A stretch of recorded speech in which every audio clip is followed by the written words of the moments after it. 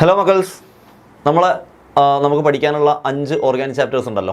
ഈ 5 ഓർഗാനിക് ചാപ്റ്റേഴ്സിനും ഓരോ ക്വസ്റ്റ്യൻ എടുത്ത് വെച്ച് നമ്മൾ ചെയ്യാൻ പോവുകയാണ്. ഓരോ ചാപ്റ്റേഴ്സിനും ഓരോ ക്വസ്റ്റ്യൻസ്. ഓക്കെ, അപ്പോൾ നമ്മൾ ആദ്യം ഹാലോ ആൽക്കൈൻസ് എന്ന് പറയുന്ന ചാപ്റ്റേഴ്സ് എന്നുള്ള ക്വസ്റ്റ്യൻ ആണ് മക്കൾ ആലോചിക്കേണ്ടത്. ക്വസ്റ്റ്യൻ ചെയ്യാന്ന് പറഞ്ഞു കഴിഞ്ഞാൽ ആ ടോപ്പിക്കും കൂടെ അതിൻ്റെ കൂടെ അങ്ങ് പഠിച്ചു പോവുക എന്നുള്ളതും കൂടിയാണ് നമ്മൾ വിചാരിക്കുന്നത്. സോ ഫസ്റ്റ് ക്വസ്റ്റ്യൻ നോക്കിയേ, haloalkanes and haloarenes എന്ന ചാപ്റ്ററിലെ first question. Alkyl halides though polar are immiscible with water why. Alkyl halides പോളാറാണ്, പക്ഷേ വാട്ടറിൽ സൊല്യൂബിൾ അല്ല, വാട്ടറിൽ ഇമ്മിസിബിൾ ആണ്. എന്തുകൊണ്ട്? നമ്മൾ സൊല്യൂഷൻ എന്ന് പറഞ്ഞ ചാപ്റ്ററിൽ പഠിച്ചിട്ടുണ്ട്, പോളാർ ആയിട്ടുള്ള ആളുകൾ പോളാർ സോൾവെൻറ്റിൽ ലയിക്കും, നോൺ പോളാർ ആയിട്ടുള്ളവർ നോൺ പോളാറിൽ ലയിക്കും. അങ്ങനെയാണെങ്കിൽ ആൽക്കൈൽ ഹാലൈഡ്സ് പോളാറാണ്, വാട്ടറും പോളാറാണ്. അപ്പോൾ 2 പോളാർ തമ്മിൽ ഡിസോൾവ് ആവണം. പക്ഷേ ഇവിടെ ഡിസോൾവ് ആവുന്നില്ല, ഇമ്മിസിബിൾ ആണ് എന്നാണ് പറയുന്നത്. അതിൻ്റെ കാരണം എന്താ മക്കളെ? ഈ ഒരു ക്വസ്റ്റ്യൻ മാത്രമല്ല, ഇതുപോലെ ഏത് ക്വസ്റ്റ്യൻ വന്നാലും ആൻസർ എഴുതിക്കൊണ്ടു. എങ്ങനെ? വാട്ടറിൽ സൊല്യൂബിൾ അല്ല, വാട്ടറുമായിട്ട് ഇമ്മിസിബിൾ ആണ്, ഇയാൾ വാട്ടറിൽ മിസിബിൾ അല്ല എന്നുള്ള ടൈപ്പാണ് ക്വസ്റ്റ്യൻ വരുന്നെങ്കിൽ അയാൾക്ക് വാട്ടറുമായിട്ട് ബോണ്ട് ഉണ്ടാക്കാൻ പറ്റുന്നില്ല. So it is due to lack of intermolecular forces with water. ഈ നമ്മുടെ ആൽക്കൈൽ ഹാലൈഡ്സിന് വാട്ടറുമായിട്ട് ഇൻ്റർമോളിക്കുലാർ ഫോഴ്സ് ഉണ്ടാക്കാൻ പറ്റുന്നില്ല. ഏതായിരിക്കും ഇവിടുത്തെ ഇൻ്റർമോളിക്കുലാർ ഫോഴ്സ് എന്ന് പറയുന്നത്? ഹൈഡ്രജൻ ബോണ്ടിങ് ആയിരിക്കും, നമ്മൾ എപ്പോഴും പറയുന്നതാണ്. സോ സൊല്യൂബിലിറ്റി ആയിക്കോട്ടെ, ബോയിലിംഗ് പോയിന്റ് ആയിക്കോട്ടെ, അയാൾക്ക് ബോയിലിംഗ് പോയിന്റ് ഇത്ര കുറവാണ്, എന്താ കാരണം? അയാൾക്ക് ബോയിലിംഗ് പോയിന്റ് ഇത്ര കൂടുതലാണ്, എന്താ കാരണം ചോദിച്ചാൽ, കുറവാണെങ്കിൽ ഹൈഡ്രജൻ ബോണ്ടിങ് ഇല്ലാത്തതുകൊണ്ട്, കൂടുതലാണെങ്കിൽ ഹൈഡ്രജൻ ബോണ്ടിങ് ഉള്ളതുകൊണ്ട്. ഇതേപോലെ വാട്ടറിൽ ഡിസോൾവ് ആവുന്നു, അപ്പോൾ അയാൾക്ക് ഹൈഡ്രജൻ ബോണ്ടിങ് ഉണ്ടാക്കാൻ പറ്റും. ഇയാൾ വാട്ടറിൽ ഡിസോൾവ് അല്ല, അപ്പോൾ ഇയാൾക്ക് ഇൻ്റർമോളിക്കുലർ ഫോഴ്സ് ഇല്ല, which means hydrogen bonding form ചെയ്യാൻ കഴിയുന്നില്ല. സോ അതാണ് വെരി സിമ്പിൾ ആൻസർ. അപ്പോൾ ഞാൻ ഈ ഒരു ക്വസ്റ്റ്യനിലൂടെ ഇത് മാത്രമല്ല പറഞ്ഞത്, ഇതേ ടൈപ്പ് വരുന്ന എല്ലാ ടൈപ്പും നിങ്ങൾ ആൻസർ എഴുതിക്കണം. എന്നാണ് നമ്മുടെ ഒരൊറ്റ സൂത്രവാക്യം? Intermolecular hydrogen bonding, intermolecular force. Okay, ready. Then നമ്മുടെ ആൽക്കഹോൾസ്, ഫീനോൾസ് ആൻഡ് ഈതേഴ്സ് എന്ന് പറയുന്ന ചാപ്റ്ററിൽ ഈതേഴ്സ് എന്ന് പറയുന്ന ഭാഗത്തൊരു ക്വസ്റ്റ്യൻ ആണ് നമ്മൾ എടുത്തിട്ടുള്ളത്. Ethers are generally non reactive compounds. One of the important reaction of ether is the action of HI. അപ്പം നമ്മുടെ നോക്കിക്കേ, അനിസോൾ എന്ന് പറയുന്ന കോമ്പൗണ്ട്, C6H5OCH3 എന്ന് പറയുന്ന അനിസോൾ എന്ന് പറയുന്ന കോമ്പൗണ്ട് നമുക്കുണ്ട്. അതിലേക്ക് HI ചേർക്കുമ്പോൾ Aയും Bയും കിട്ടുന്നു. ഏതൊക്കെയാണ് പ്രൊഡക്റ്റുകൾ, എന്താണ് അതിന് കാരണം, എക്സ്പ്ലെയിൻ ദ റിയാക്ഷൻ എന്നുകൂടെ ഉണ്ട്. മിക്കവാറും ആദ്യത്തെ ഒരു പ്രശ്നം ഞാൻ പറഞ്ഞുതരാം. ഐഡൻറ്റിഫൈ A and B എന്ന് പറയുമ്പോൾ നിങ്ങൾക്ക് നാളെ ഈ ക്വസ്റ്റ്യനാണ് വരുന്നെങ്കിൽ ഐഡൻറ്റിഫൈ A and B എന്ന് പറഞ്ഞ ഉത്തരം എഴുതി മക്കൾ പോകും. പിന്നെ എക്സാം ഹാളിൽ നിന്ന് പുറത്തെത്തുമ്പോഴായിരിക്കും എക്സ്പ്ലെയിൻ ദ റിയാക്ഷൻ എന്നുള്ള ഒരു എക്സ്ട്രാ ക്വസ്റ്റ്യനും കൂടെ ഉണ്ടായിരുന്നു, അത് കണ്ടില്ലല്ലോ എന്ന് പറയാം. സോ ക്വസ്റ്റ്യൻ എപ്പോഴും നിർബന്ധമായിട്ടും വായിച്ചു നോക്കണം. ഈ ക്വസ്റ്റ്യൻ്റെ കൂടെ തന്നെ മറ്റൊരു ക്വസ്റ്റ്യനും കൂടെ ഉണ്ട്, അത് കംപ്ലീറ്റ് എഴുതിയാലേ മാർക്ക് കിട്ടുള്ളൂ. സോ എന്താ വെരി സിമ്പിൾ മക്കളെ, നിങ്ങൾക്ക് ഈതർ എന്ന് പറയുന്ന ചാപ്റ്ററിൽ HIയുമായിട്ട് ഒരു റിയാക്ഷൻ പഠിക്കാനുണ്ട്. ഈതർ HIയുമായിട്ട് റിയാക്ട് ചെയ്യുന്നു. അപ്പോൾ ഇതൊരു ഈതറാണ്, അനിസോൾ എന്ന് പറയുന്ന ഒരു ഈതറാണ്. ഇയാൾ HIയുമായിട്ട് റിയാക്ട് ചെയ്യുമ്പോൾ ഓക്സിജൻ്റെ റൈറ്റിലോ ലെഫ്റ്റിലോ ബ്രേക്ക് ചെയ്യും. എവിടെ ബ്രേക്ക് ചെയ്യും മക്കളെ? ഇവിടുത്തെ ഒരു ആൻസർ ശ്രദ്ധിച്ചോ. ഇവിടെ ബെൻസീൻ്റെയും ഓക്സിജൻ്റെ അടുക്കും ബോണ്ടുണ്ട്, അതുപോലെ ഓക്സിജൻ്റെയും CH3ൻ്റെ അടുക്ക് ബോണ്ടുണ്ട്. അപ്പോൾ ഓക്സിജൻ്റെയും CH3ൻ്റെ അടുക്ക് ബ്രേക്ക് ചെയ്യണോ, ബെൻസീൻ്റെ ഓക്സിജൻ്റെ അടുക്ക് ബ്രേക്ക് ചെയ്യണോ? ഓക്സിജൻ്റെ ലെഫ്റ്റിലോ റൈറ്റിലോ ബ്രേക്ക് ചെയ്യണമല്ലോ. എവിടെ ബ്രേക്ക് ചെയ്യും? ശ്രദ്ധിച്ചോ മക്കളെ, ബെൻസീൻ്റെയും ഓക്സിജൻ്റെ അടുക്കുള്ള ബോണ്ട് കുറച്ച് സ്ട്രോങ് ആണ്. കാരണം നമുക്കറിയാം ബെൻസീനുമായിട്ട് ബന്ധപ്പെട്ട് എന്ത് കാരണം പറഞ്ഞാലും റെസൊണൻസ് എഫക്റ്റ് ആയിരിക്കും. സോ റെസൊണൻസ് എഫക്റ്റ് കാരണം ഈ ബെൻസീനും ഓക്സിജനും തമ്മിലുള്ള ഫോഴ്സ് ബോണ്ട് കുറച്ച് സ്ട്രോങ് ആണ്. പക്ഷേ ഓക്സിജനും CH3 തമ്മിലുള്ള ബോണ്ട് കുറച്ച് വീക്കാണ്. സോ അവിടെ ബ്രേക്ക് ചെയ്യും. അവിടെ ബ്രേക്ക് ചെയ്താൽ എന്താ സംഭവിക്കുക നോക്കിക്കേ. അവിടെ ബ്രേക്ക് ചെയ്യുമ്പോൾ നമുക്ക് സംഭവിക്കുന്നത് ബെൻസീനിൽ ഓക്സിജനോടെ ബാക്കിയാവും, അപ്പുറത്ത് CH3. ഓക്കെ, Oയും CH3 നമ്മളെ ബോണ്ട് ബ്രേക്ക് ചെയ്തു. ദെൻ O എവിടെയാണോ ബാക്കിയത് അയാളുടെ കൂടെ HIത്തെ ഹൈഡ്രജൻ പോകും, മറ്റൊരാളുടെ കൂടെ Iയും പോകും. എപ്പോഴും ഓർത്ത് വെച്ചോ, HI റിയാക്ട് ചെയ്യുമ്പോൾ ഓക്സിജൻ എവിടെയാണോ ബാക്കിയത് അയാളുടെ കൂടെ H പോകും. സോ OH ആവും ഇവിടെ. I CH3ൻ്റെ കൂടെ പോകും, CH3I ആവും. Very simple answer. So explain the reaction എന്ന് വെച്ചാൽ, ഇപ്പോൾ റിയാക്ഷൻ നമ്മൾ എഴുതി, ഐഡൻറ്റിഫൈ A and B കണ്ടുപിടിച്ചു. എന്താണ്? ഫിനോളാണ് ഒരു പ്രൊഡക്റ്റ്, CH3I ആണ് ഒരു പ്രൊഡക്റ്റ്. എക്സ്പ്ലെയിൻ ദ റിയാക്ഷൻ എന്ന് പറഞ്ഞാൽ റിയാക്ഷൻ എഴുതുക എന്നുള്ളതാണ്. ഒരു കാര്യം കൂടെ നിങ്ങൾക്ക് അവിടെ കൂട്ടിച്ചേർക്കാം. എന്താണ് കാരണം? OCH3 bond is weaker than ആരേക്കാൾ? OCH3 bond is weaker than benzene oxygen bond. OCH3 bond is weaker than O benzene. O aryl ring, നമ്മുടെ ബെൻസീൻ റിംഗുമായിട്ടുള്ള ഓക്സിജൻ്റെ ബോണ്ടിനേക്കാൾ വീക്കറാണ് OCH3 ബോണ്ട്. അതൊന്ന് നോട്ട് ചെയ്ത് വെച്ചാൽ മതി. Okay, ready. ദെൻ നെക്സ്റ്റ് ക്വസ്റ്റ്യനിലേക്ക് പോവാം. Aldehydes, ketones and carboxylic acid, ഓർഗാനിക്കിൽ തന്നെ ഏറ്റവും വലിയൊരു ചാപ്റ്ററാണ്. അതിലുള്ള കുറച്ച് ക്വസ്റ്റ്യൻസ്. ഒന്ന്, write a chemical reaction used to distinguish between aldehydes and ketones. ആൾഡിഹൈഡ്സിനെയും കീറ്റോൺസിനെയും തിരിച്ചറിയാൻ ഉപയോഗിക്കുന്ന ടെസ്റ്റ് ലൂക്കാസ് ടെസ്റ്റ് അല്ലെങ്കിൽ ഫെലിങ്സ് ടെസ്റ്റ്. ലൂക്കാസ് ടെസ്റ്റ് അല്ലെങ്കിൽ Fehling's test. Then write the chemical reaction എന്നാണ് ചോദിച്ചത്. 1 മാർക്കിനാണെങ്കിൽ ലൂക്കാസ് ടെസ്റ്റ്, ഫെലിംഗ് ടെസ്റ്റ് എന്ന് എഴുതി വെച്ചാൽ മതി. ഇനി 2 മാർക്കിനോ 3 മാർക്കിനോ ഒക്കെ ആണെങ്കിൽ ആ റിയാക്ഷനും കൂടെ എഴുതി വെക്കണം. ഇത് എത്ര മാർക്കിനാണെന്നുള്ളതിനനുസരിച്ചാണ്. നെയിം ദ കെമിക്കൽ റിയാക്ഷൻ എന്നാണെങ്കിൽ ജസ്റ്റ് ആ കെമിക്കൽ റിയാക്ഷൻ്റെ പേര് മാത്രം എഴുതി വെച്ചാൽ മതി. മാർക്കിനനുസരിച്ച് എഴുതാം. റൈറ്റ് എ കെമിക്കൽ റിയാക്ഷൻ എന്ന് വെച്ചിട്ട് 1 മാർക്കിനാണെങ്കിൽ ലൂക്കാസ് ടെസ്റ്റ് മാത്രം എഴുതുക, അല്ലെങ്കിൽ ഫെലിംഗ് ടെസ്റ്റ്, ഏതെങ്കിലും ഒന്ന് എഴുതിയാൽ മതി കേട്ടോ. ഇവിടെ രണ്ടും പോസിബിൾ ആയതുകൊണ്ട് 2 ആൻസറും ഇവിടെ തന്നതാണ്. സോ ലൂക്കാസ് ടെസ്റ്റ് എങ്ങനെയാണ് റിയാക്ട് ചെയ്യുക? ആൾഡിഹൈഡ് എടുക്കുന്നു, അതിലേക്ക് ലൂക്കാസ് റിയേജൻറ്റ് ചേർക്കുന്നു. ആരാ Lucas reagent? Ammoniacal silver nitrate. അപ്പം AgNH3 twice in the presence of base. അപ്പോൾ ബേസിൻ്റെ പ്രസൻസിൽ ആൾഡിഹൈഡ് ചേർക്കുന്നു, ആൾഡിഹൈഡിലേക്ക് ലൂക്കാസ് റിയേജൻറ്റ് ചേർക്കുന്നു. അപ്പോൾ RCHO എന്ന് പറയുന്നയാൾ RCOO മൈനസ് ആകും. AgNH3 ട്വൈസത്തെ Ag വേറെ പോകും, NH3 വേറെ പോകും, OH എപ്പോഴും H2 ആകും. ഞാൻ എന്തിനാ ഇത്രയും ഇങ്ങനെ പറഞ്ഞതെന്നറിയോ? ഇതേപോലെ തന്നെയാണ് അടുത്ത റിയാക്ഷൻ വരുന്നത്.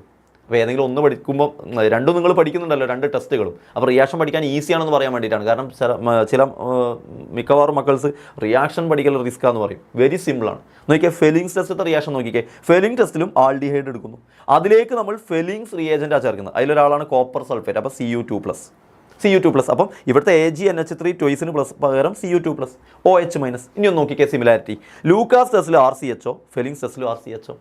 ലൂക്കാസ് ടെസ്റ്റിൽ ബേസിക് മീഡിയം, ഫെലിംഗ്സ് ടെസ്റ്റിലും ബേസിക് മീഡിയം. ലൂക്കാസ് ടെസ്റ്റിൽ Lucas reagent AgNH3 twice plus. Fehling's ടെസ്റ്റിൽ നമ്മുടെ കോപ്പർ സൾഫേറ്റ് അഥവാ Fehling's reagent. Very simple. Then Lucas ടെസ്റ്റിൽ RCHO RCO മൈനസ് ആയി, ഫെലിംഗ്സ് ടെസ്റ്റിലും RCHO RCO മൈനസ് ആയി. Cu2+ ഇവിടെ Cu2O ആയി, അത് മാത്രമേ വ്യത്യാസമുള്ളൂ. ദെൻ OH മൈനസ് H2 ആയി, അതുപോലെ അങ്ങനെ തന്നെയാണ്. സോ വേറെ പ്രശ്നങ്ങളൊന്നുമില്ല. ആ റിയേജൻറ്റ് എന്ത് സംഭവിക്കുന്നു എന്ന് മാത്രം അറിഞ്ഞാൽ മതി. സോ ലൂക്കാസ് ടെസ്റ്റിൽ Ag എന്ന് പറയുന്ന ആൾ പ്രൊഡക്റ്റിൽ വരും. ആ Ag എന്ന് പറഞ്ഞാൽ സിൽവറാണ്, അപ്പോൾ ഒരു സിൽവർ മിറർ കാണും. ഫെലിംഗ്സ് ടെസ്റ്റിൽ Cu2O ഫോം ചെയ്യും. Cu2O എന്ന് പറഞ്ഞു കഴിഞ്ഞാൽ അതിൻ്റെ റെഡിഷ് ബ്രൗൺ പ്രസിപ്പിറ്റേറ്റ് ആണ്. അപ്പോൾ Cu2O ഫോം ചെയ്താൽ അവിടെ റെഡിഷ് ബ്രൗൺ പ്രസിപ്പിറ്റേറ്റ് ഉണ്ടാവും. ബാക്കിയൊക്കെ നിങ്ങൾക്ക് അറിയുന്നതാണ്, നമ്മൾ ഡീറ്റെയിൽ ആയിട്ട് പറഞ്ഞതാണ്. സോ മക്കളെ, next, aldehydes and ketones can be subjected to Clemmensen reduction and Wolff-Kishner reduction. Name the reagents in both cases. ക്ലമൻസണിലെ വൂൾഫ്-കിഷ്ണറിലെ റിയേജൻസിൻ്റെ പേര് ഞാൻ ഇപ്പോൾ പറഞ്ഞപ്പോൾ എത്ര പേർക്ക് ഓർമ്മയിൽ വന്നു? ക്ലമൻസണിൽ വരുന്നത് സിങ്ക് അമാൽഗം HCl. വൂൾഫ്-കിഷ്ണറിൽ വരുന്നത് ഹൈഡ്രസീൻ അഥവാ NH2 KOH എഥിലീൻ ഗ്ലൈക്കോൾ. ക്ലമൻസൻ്റെ ഓർത്ത് വെക്കാൻ വേണ്ടിയിട്ട് ഞാൻ ചെറിയൊരു ക്ലമൻസണിലെ സ്റ്റാർട്ടിംഗ് ലെറ്റർ CL ആണ്. ക്ലമൻസണിലെ സിൽ, അപ്പോൾ HCl ഉണ്ടാവുന്ന ആലോചിക്കുക, ജസ്റ്റ് ഓർത്ത് വെക്കാൻ. പിന്നെ സെൻ എന്നാണ് അവസാനിക്കുന്നത്, ക്ലമൻസൻ. അപ്പോൾ സിങ്ക് അങ്ങനെ ആലോചിക്കാം. ഓക്കെ, ജസ്റ്റ് കുറേ റിയാക്ഷൻ പഠിക്കാനുണ്ടാകുമ്പോൾ എന്തെങ്കിലുമൊക്കെ ട്രിക്ക് വെച്ച് ഓർത്ത് വെച്ചാൽ അങ്ങനെ കുറച്ചൊക്കെ ഓർമ്മ ഉണ്ടാവും. സോ ക്ലമൻസണിൽ സിങ്ക് അമാൽഗം HCl, അതുപോലെ വൂൾഫ്-കിഷ്ണറിൽ NH2 KOH ethylene glycol. Ready? Then മക്കൾസ്, how will you make the following conversions? Ethanoic acid to ethanol. Ethanoic ആസിഡിനെ എങ്ങനെ എഥനോൾ ആക്കും? Very simple. എഥനോയിക് ആസിഡ് എന്ന് പറഞ്ഞു കഴിഞ്ഞാൽ നമ്മുടെ ഓർഗാനിക് കെമിസ്ട്രിയിൽ ഏറ്റവും അവസാനം എഥനോൾ പറഞ്ഞാൽ ഇങ്ങോട്ട് വരേണ്ടതാണ്. അപ്പോൾ എഥനോയിക് ആസിഡിനെ എഥനോൾ ആക്കണമെങ്കിൽ റിഡക്ഷൻ നടക്കണമെങ്കിൽ LiAlH4 റെഡ്യൂസിങ് ഏജൻറ്റ്, അല്ലെങ്കിൽ B2H6. എഥനോയിക് ആസിഡിനെ എഥനോൾ ആക്കണമെങ്കിൽ റെഡ്യൂസിങ് ഏജൻ്റ് ആയിട്ട് ചേർക്കുന്ന LiAlH4 ഓർ B2H6 ചേർത്താൽ മതി. തിരിച്ചാണെങ്കിലോ, എഥനോളിനെ എഥനോയിക് ആസിഡ് ആണെങ്കിലോ ഓക്സിഡേഷൻ നടത്തിയാൽ മതി. തിരിച്ചാണെങ്കിൽ ഓക്സിഡേഷൻ, അവിടെ നിന്ന് ഇങ്ങോട്ടാണെങ്കിൽ റിഡക്ഷൻ. ഓക്കെ, റെഡി, അതൊക്കെ മക്കൾക്ക് അറിയാം. ദെൻ പ്രൊപ്പനോയിക് ആസിഡിനെ 2-chloropropanonic acid. Very simple. Propanoic ആസിഡിനെ 2ാമത്തെ കാർബണിൽ ക്ലോറിൻ വരണമെങ്കിൽ അത് HVZ റിയാക്ഷൻ എന്നാണ് അറിയപ്പെടുന്നത്. So this reaction is known as HVZ reaction. HVZ മറക്കരുത്, HVZ റിയാക്ഷൻ. ഏതെങ്കിലും ഒരു കാർബോക്സിലിക് ആസിഡിന് അതിൻ്റെ 2ാമത്തെ കാർബണിൽ ഹാലോജൻ വരുന്ന റിയാക്ഷൻ HVZ. ഏതെങ്കിലും ഒരു കാർബോക്സിലിക് ആസിഡിൻ്റെ 2ാമത്തെ കാർബണിൽ ഹാലോജൻ വരുന്ന റിയാക്ഷൻ ആണെങ്കിൽ HVZ റിയാക്ഷൻ ആയിരിക്കും. അതാണ് ഇവിടെ സംഭവിച്ചത്. സോ HVZ റിയാക്ഷനിൽ നമ്മൾ ചേർക്കേണ്ടത് എന്താ? Halogen in the presence of red phosphorus. HVZ റിയാക്ഷനിൽ ചേർക്കേണ്ട reagent halogen in the presence of red phosphorus. Then ടൊളുവിനെ എങ്ങനെ ബെൻസോയിക് ആസിഡ് ആക്കാം? ടൊളുവിൻ എന്ന് പറയുന്നയാൾ ഒരു ഹൈഡ്രോ കാർബണാണ്. അതിനെ ബെൻസോയിക് ആസിഡ് ആക്കണമെങ്കിൽ ഓക്സിഡേഷൻ. ബെൻസോയിക് ആസിഡിൽ നിന്ന് അങ്ങോട്ട് പോകണമെങ്കിൽ റിഡക്ഷൻ, ആസിഡിലേക്ക് പോകണമെങ്കിൽ ഓക്സിഡേഷൻ നടക്കണമെങ്കിൽ സ്ട്രോങ് ഓക്സിഡൈസിങ് ഏജൻറ്റ് KMnO4. തൊട്ട് ഫസ്റ്റ് റിയാക്ഷനിൽ നമ്മൾ സ്ട്രോങ് റെഡ്യൂസിങ് ഏജൻറ്റ് LiAlH4 ചേർത്ത പോലെ ഇവിടെ strong oxidising agent KMnO4 in the presence of base KOH. KMnO4 KOH എന്നിട്ട് 2ാമത്തെ സ്റ്റെപ്പിൽ H3O+ ചേർത്താൽ മതി. So KMnO4 KOH H3O+. Ready? എൻ്റെ ക്വസ്റ്റ്യൻസ് ഒക്കെ കറക്റ്റ് നോട്ട് ചെയ്ത് വെച്ച് പോയിക്കോ. ദെൻ അമൈൻസ് പറയുന്ന ചാപ്റ്ററിൽ നിന്ന് arrange the following amines in the increasing order of their basic strength. Very simple മക്കളെ. ഇൻക്രീസിങ് ഓർഡറിൽ ബേസിക് സ്ട്രെങ്ത്തിൻ്റെ ഇൻക്രീസിങ് ഓർഡറിലാണ് അറേഞ്ച് ചെയ്യാൻ പറഞ്ഞത്. ഞാനിവിടെ ഓരോന്നിന് ABCD എന്ന് കൊടുത്തിട്ടുണ്ട്. മക്കൾ ഓർത്ത് വെച്ചോ, എപ്പോഴും ബേസിറ്റി കുറവ് നിങ്ങൾക്ക് തരുന്നതിൽ ഏറ്റവും ബേസിറ്റി കുറവ് അനിലിനായിരിക്കും, അരോമാറ്റിക് റിങ്ങിലുള്ള മൈൻസിനായിരിക്കും അഥവാ അനിലിനായിരിക്കും. സോ ഇവിടെ A എന്ന് പറയുന്നതൊക്കെ തന്നെയാണ് ഏറ്റവും ബേസിറ്റി കുറവ്. അത് കഴിഞ്ഞാൽ അമോണിയക്കായിരിക്കും. അപ്പോൾ Dക്കാണ് അത് കഴിഞ്ഞാൽ കൂടുതൽ. അപ്പോൾ ഏറ്റവും കുറവ് അനിലിൻ, പിന്നെ സെക്കൻഡ് സ്ഥാനം ഉള്ളത് അമോണിയ. അങ്ങോട്ടും അങ്ങനെ കൂടി വരികയാണ്. ദെൻ സെക്കൻഡറിയും പ്രൈമറിയാണ് ബിയും സിയും. ബി എന്ന് പറയുന്നത് സെക്കൻഡറിയാണ്. എങ്ങനെയാണ് സാറിന് സെക്കൻഡറി ആണെന്ന് മനസ്സിലായത്? ബി പ്രൈമറി ആണെന്ന് മനസ്സിലായത്? NH2 കംപ്ലീറ്റ് ഉണ്ടെങ്കിൽ അത് പ്രൈമറി, NH ഉള്ളെങ്കിൽ സെക്കൻഡറി. അടുത്തത് പ്രൈമറിയും സെക്കൻഡറിയാണ്. എപ്പോഴും കൂടുതൽ സെക്കൻഡറിക്കായിരിക്കും. ബേസിസിറ്റി ഏറ്റവും കൂടുതൽ സെക്കൻഡറിക്കാണ്. സാധാരണ സൊല്യൂഷൻ കേസിൽ പ്രത്യേകിച്ചും സൊല്യൂഷൻ കേസിൽ ഏറ്റവും കൂടുതൽ ആർക്കാണ്?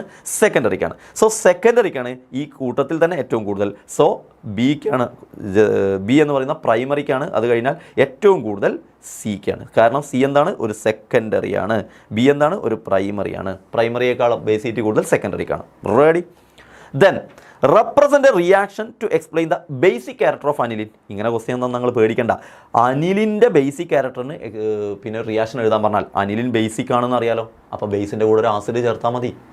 അനിലിൻ്റെ ബേസിക് ക്യാരക്ടറിന് ഒരു റിയാക്ഷൻ എഴുതാൻ പറഞ്ഞാൽ അനിലിൻ ബേസ് ആണെന്ന് ക്വസ്റ്റ്യനിൽ പറഞ്ഞു. അനിലിൻ ബേസ് ആണെന്ന് നമുക്കറിയാം. അതിൻ്റെ കൂടെ ഒരു ആസിഡ് ചേർത്താൽ മതി. ഇതാ ആൻസർ. ഇതാ അനിലിൻ. ഈ അനിലിലേക്ക് ഒരു HCl ചേർത്തു. അപ്പോൾ സംഭവിച്ചെന്താ? നൈട്രജൻ്റെ മുകളിൽ ലോൺ പെയർ ഉണ്ട്. ഈ ലോൺ പെയർ കൊടുക്കുന്നവരാണ് ബേസുകൾ. അയാൾ ആ ലോൺ പെയർ കൊടുത്ത് ഹൈഡ്രജനെ വാങ്ങും. അപ്പോൾ NH3+ ബാക്കി Cl-. NH2ലേക്ക് HCl ചേർത്തപ്പം ഈ HCl ഒന്നിച്ച് ഇങ്ങോട്ട് പോയാൽ H ചേർന്നാൽ NH3+ Cl-. Ready? Then name the reagents used in the Hofmann bromamide degradation. ഹോഫ്മാൻ ബ്രോമമൈഡ് ഡീഗ്രഡേഷൻ ക്വസ്റ്റ്യനിൽ തന്നെ ആൻസറായി. ഹോഫ്മാൻ ബ്രോമമൈഡ് ഡീഗ്രഡേഷനിലുള്ള റിയേജൻസ് അമൈഡിലേക്കാണ് ചേർക്കുന്ന റിയേജൻസ് ആയിരിക്കുക ബ്രോം. അപ്പോൾ ബ്രോമിൻ്റെ കൂടെ ഒരു ബേസും അക്വസ് NaOH. സോ ബ്രോമിനും അക്വസ് അല്ലെങ്കിൽ എഥനോളിക് NaOH, അക്വസ് അല്ലെങ്കിൽ ആൽക്കഹോളിക് NaOH. സോ ബ്രോമിനും ബേസും കൂടെ ചേർത്താൽ മതി. ബ്രോമമൈഡ് ഡീഗ്രഡേഷനിൽ, ഹോഫ്മാൻ ബ്രോമമൈഡ് ഡീഗ്രഡേഷനിൽ ബ്രോമിനും ബേസും. Ready? Then what is the significance of the above reaction? Hoffman bromamide ഡീഗ്രഡേഷൻ്റെ സിഗ്നിഫിക്കൻസ് അതും ആ പേരിൽ തന്നെ ഉണ്ട് കേട്ടോ. എന്താ? ഹോഫ്മാൻ ബ്രോമമൈഡ് റിയാക്ഷൻ എന്നാണ് ഇവിടെ പറഞ്ഞത്. ഡീഗ്രഡേഷൻ എന്ന് പറയും. എന്ന് പറഞ്ഞാൽ നിങ്ങൾ എടുക്കുന്ന അമൈഡിൽ എത്ര കാർബൺ ഉണ്ടോ അതിൽ 1 കുറവായിരിക്കും നിങ്ങൾക്ക് കിട്ടുന്ന അമൈൻ. സോ എന്താണ് ഹോഫ്മാൻ ബ്രോമമൈഡ് ഡീഗ്രഡേഷൻ്റെ സിഗ്നിഫിക്കൻസ്? നിങ്ങൾ എഥനമൈഡാണ് എടുക്കുന്നതെങ്കിൽ നിങ്ങൾക്ക് കിട്ടുന്ന അമൈൻ മെഥനമൈൻ ആയിരിക്കും. അഥവാ നിങ്ങളുടെ അമൈനിൽ 1 കാർബൺ കുറവായിരിക്കും നിങ്ങൾ എടുത്ത അമൈഡിനേക്കാൾ. അതാണ് ഹോഫ്മാൻ ബ്രോമമൈഡ് ഡീഗ്രഡേഷൻ്റെ significance. Then give 1 chemical test to distinguish between methyl amine and dimethyl amine. എടാ മീഥൈൽ അമൈൻ എന്ന് പറഞ്ഞു കഴിഞ്ഞാൽ അത് പ്രൈമറി അമൈനാണ്. ഡൈമീഥൈൽ അമൈൻ എന്ന് പറയുമ്പോൾ അത് സെക്കൻഡറി അമൈനായി. അപ്പോൾ പ്രൈമറിയും സെക്കൻഡറിയും വേർതിരിക്കാനുള്ള ഒരു ടെസ്റ്റ് പറയാനാണ് പറഞ്ഞത്. മക്കൾ ഓർത്ത് വെച്ചോ, പ്രൈമറി അമൈൻസ് മാത്രം തരുന്ന റിയാക്ഷനാണ് കാർബൈൽ അമൈൻ റിയാക്ഷൻ അല്ലെങ്കിൽ ഐസോസയനൈഡ് ടെസ്റ്റ്. കാർബൈൽ അമൈൻ റിയാക്ഷൻ്റെ മറ്റൊരു പേരാണ് ഐസോസയനൈഡ് ടെസ്റ്റ്. ഈ ഐസോസയനൈഡ് ടെസ്റ്റിൻ്റെ പ്രത്യേകത ഇവർ പ്രൈമറി അമൈൻസ് മാത്രമേ റിയാക്ഷൻ തരുള്ളൂ. വിച്ച് മീൻസ് ഞാനിവിടെ ഒരു പ്രൈമറി അമൈൻ എടുക്കുന്നു. കാരണം ക്വസ്റ്റ്യനിൽ write down the chemical reaction ഉണ്ട്. അപ്പോൾ ഞാനൊരു പ്രൈമറി അമൈൻ എടുക്കുന്നു. അതിൽ കാർബൈൽ അമൈൻ റിയാക്ഷൻ നടത്തണമെങ്കിൽ chloroform in the presence of base ചേർക്കണം. അപ്പോൾ നിങ്ങളുടെ പ്രൈമറി അമൈനിലെ NH2 H2 അങ്ങ് പോകും. അപ്പോൾ പ്രൈമറി അമൈനിൽ മാത്രമേ NH2 ഉള്ളൂ. NH2 പ്രൈമറി അമൈനിൽ മാത്രമേ ഉള്ളൂ. NH2 അതുകൊണ്ട് പ്രൈമറി അമൈൻ മാത്രമേ തരുള്ളൂ. സോ പ്രൈമറി അമൈനിൽ സെക്കൻഡറി അമൈനിൽ NH ഉള്ളൂ. NH2 വേണം. അപ്പോൾ ആ 2 H അവിടുന്ന് പോകും. എന്നിട്ട് അതിന് പകരം ഈ C അങ്ങ് കയറും. അപ്പോൾ അത് NC ആകും, ഐസോസയനൈഡ് ആകും. സോ ഐസോസയനൈഡ് ടെസ്റ്റ് എന്ന് വിളിക്കാനുള്ള കാരണം ഇതിൽ ഐസോസയനൈഡ് ഫോം ചെയ്തു.